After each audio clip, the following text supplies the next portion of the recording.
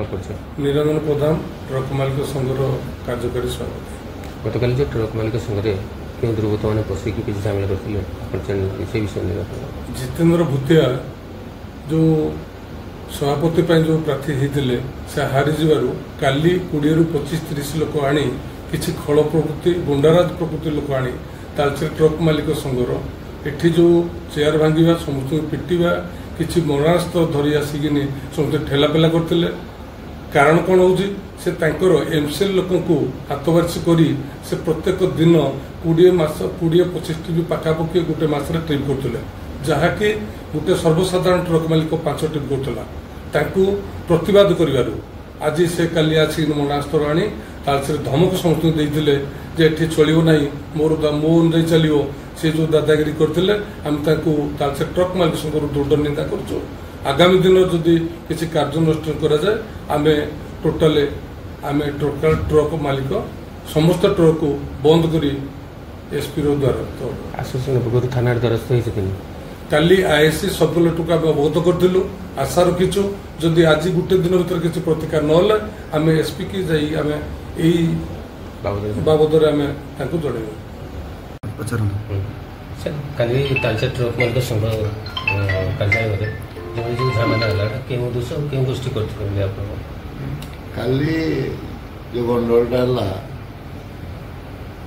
मो सहित निर्वाचन में सभापति प्रार्थी छिड़ाई जितेंद्र भूतिया से मुख्य भूमिका नहीं से पूर्वर दादागिरी कर लिंगराज रे गाड़ी चलाचल करने प्रकृति वर्तमान जो सिस्टम भितर को आम आने लगी चेष्टा कलु से सिस्टम भितर बाधा आसु से किसी खल प्रकृति लोक नहीं आसिकी आमको मारधर करवा गाड़ी गुलज करवा कंटिया मारिवा एवं लास्ट संघर पाखापाखि 20-30 चेयर को कचड़ी भांगीदे एवं ऑफिस गृह गार्ड को माड़ी आसते भंगारुजा करगले यह हूँ काल घटना यह दुर्भाग्यजनक संघ यह बहुत निंदनीय कथा संघ भितर यहपरी कार्यक्रम करवा ठीक नुह तेणु आम प्रशासन पाखे एफआईआर देचु एफआईआर आईआईसी आमको देते ना आम या कहीकि विचार करूँ निश्चित भाव में रिजल्ट आपको मिल यही आशा और विश्वास आम प्रशासन पाखे अच्छे 30 पाखापाखि लोक आसते ट्रक मालिक 10 जन हे बाकी सब बाहर लोक गुंडा श्रेणी लोक एवं मारणास्त्र धरिकी पकेट आसला लगुला तेणु आम चुपचाप यही सब जिनस को सही नहीं देख तालचेर ट्रक मालिक संघर साधारण संपादक झमेला कौन कह घटना गतकाली संध्या बेले जो परिस्थिति बुझिला तालचेर ट्रक मालिक संघरे विगत दिन में यह विरल थिला तो यह तालचेर बासींकर क्षोभ आम जहाँ अनुमय कलु ये बड़ दुखर एवं परितापर विषय जो मैंने आसी ये उपद्रव कले ये शोभनीय नुहे संघ तालचेर बासी आज नुआ संघ आसी तालचेर ट्रक मालिक संघर दुख दूर करने या अपेक्षा करलचेरवासी समस्त पान दुकान ठार आरंभ कर लुगा दुकान पर्यंत समस्त बेपार वाणिज्य ट्रक बेपार सहित जड़ित तो से गतकाली आज बहुत दुख प्रकाश करवा नुहे जो मैंने कले से जो आशा थिला विगत दिन से प्रतिदिन से किछि मालिक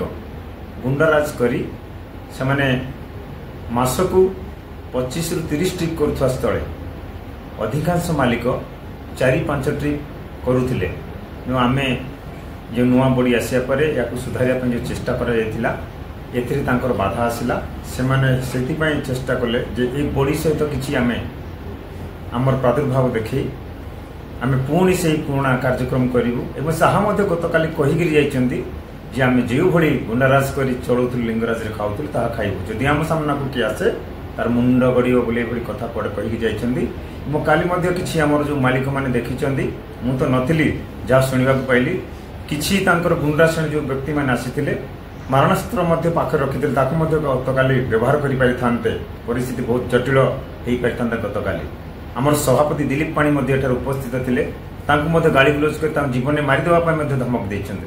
ଏ ଗୁଣ୍ଡାରାଜ ଚଳିବ ନାହିଁ। ସେଇଥିପାଇଁ ଆଜି ତାଳଚେର ଟ୍ରକ୍ ମାଲିକ ସଂଘ ନିଷ୍ପତ୍ତି ନେଇଛି, ସବୁ ସେକ୍ଟର ମାଲିକମାନେ ଆସୁଛନ୍ତି, ଆମେ ନିଷ୍ପତ୍ତି ନେବୁ, ନିଶ୍ଚିତ ଭାବରେ ପ୍ରଶାସନକୁ ସାହାଯ୍ୟ ସହଯୋଗ ଲୋଡ଼ିବୁ। ଯଦି ପ୍ରଶାସନ ଏଥିରେ ସହଯୋଗ ନ କରନ୍ତି ନିଶ୍ଚିତ ଭାବରେ ଆମେ ରାଜ୍ୟ ସରକାର ଏବଂ ଆମ କେନ୍ଦ୍ରମନ୍ତ୍ରୀଙ୍କର ସହଯୋଗ ନେବୁ। ଏହି ମଧ୍ୟ ଆମେ ଆଜି ନିଷ୍ପତ୍ତି ନେବା ପାଇଁ ଯାଉଛୁ। ଆମର ସମସ୍ତ ସେକ୍ଟର ମାଲିକମାନେ ଆସୁଛନ୍ତି, ନିଶ୍ଚିତ ଭାବରେ ଏହି କାର୍ଯ୍ୟ ଯାହା ହେଇଥିଲା ନିନ୍ଦନୀୟ ସହିତ ଏହାକୁ ଆମେ ଆଗକୁ କରେଇ ଦେବୁ ନାହିଁ। ଏହି ନିଷ୍ପତ୍ତି ଆମେ ଦୃଢ଼ତାର ସହିତ ନେବୁ।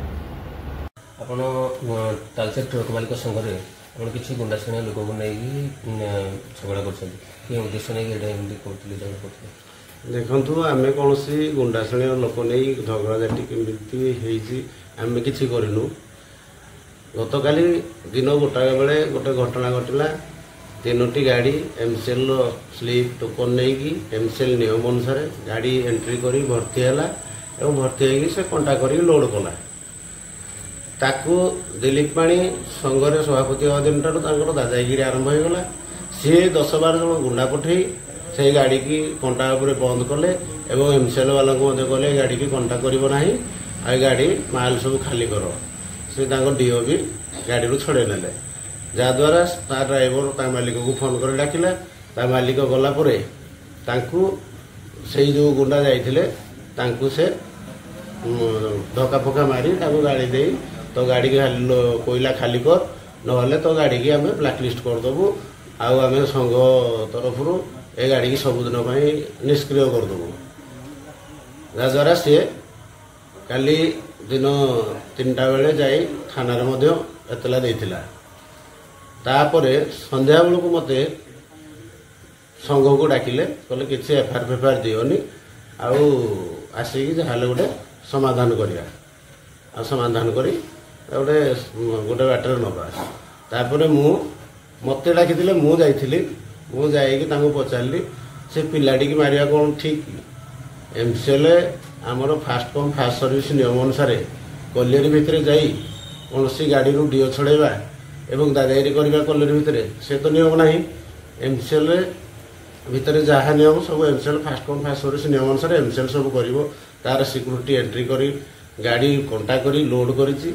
ତାପରେ ତାକୁ କ'ଣ ମାରିଲ? ମୁଁ ତାକୁ ପଚାରିଲି, ମୁଁ କହିଲି ପିଲାଟିର କ'ଣ ଭୁଲ ଥିଲା ତାକୁ ମାରିଲ?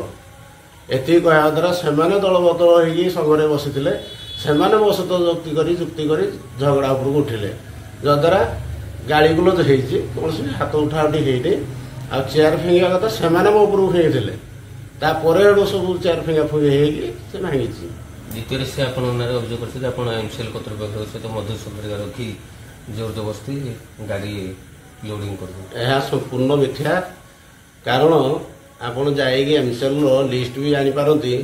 ଆଜିକି 2-3 ମାସ ହେଲା କୌଣସି ଗାଡ଼ି ମାଲିକ ବି ଆଉ ଯାଉନାହାନ୍ତି ଲିଙ୍ଗରାଜ।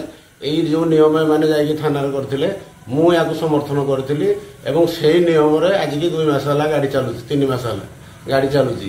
ଗାଡ଼ି ଡେଲି 2 ଥର ସିରିଆଲ ହେଉଛି ଏବଂ ଡେଲି ଗାଡ଼ି ଟୋକନ ପାଇକି ଯେମିତି ସିରିଆଲରେ ଟୋକନ ପାଇକି ଆସୁଛି ଏବଂ ଟୋକନ ପାଇ ଏଣ୍ଟ୍ରି ଗେଟ୍ରେ DO ନେଇ ଏଣ୍ଟ୍ରି କରିକି ସେ ଗାଡ଼ି ବସୁଛି।